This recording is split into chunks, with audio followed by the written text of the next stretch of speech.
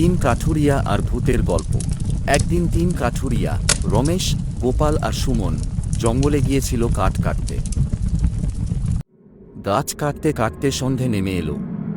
তখন তারা নিজেরা আলোচনা করল, কি রে রমেশ, কি করবি? সুমন তো ভয়ে কাঁপছে, সেই প্রথম এসেছে জঙ্গলে। গোপাল বলল, এখানে একটা পুরনো বাড়ি আছে সামনেই, সেখানেই রাত্রের কাটানো যাক। ঠিক আছে গোপাল, তাহলে চলো।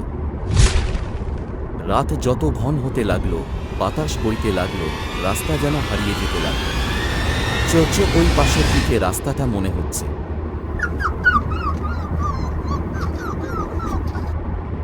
তারা তখন পুরনো বাড়িটার দিকে এগোতে লাগলো। অবশেষে পুরনো বাড়িটার সামনে এসে তারা থামল। তাদের মনে হলো তাদের গা ছমছম করছে। রাত গভীর হতেই হঠাৎ বাইরে থেকে শোঁ শোঁ আওয়াজ এল।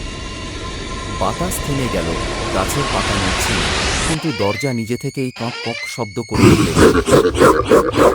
গভীর রাত্রে তাদের মনে হলো কি যেন একটা সাদা ছায়া তাদের সামনে আসতে লাগলো। বুকটা যেন ধড়ফড় করে কেঁপে উঠল।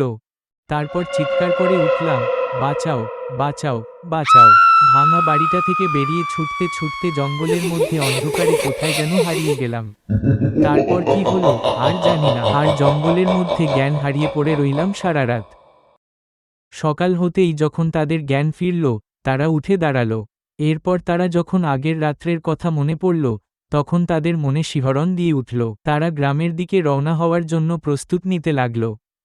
জঙ্গলের পথ বেয়ে তারা হাঁটতে হাঁটতে গ্রামের দিকে এগোতে লাগল, আর একে অপরকে বলতে লাগল তারা আর গভীর জঙ্গলে কাঠ কাটতে আসবে না।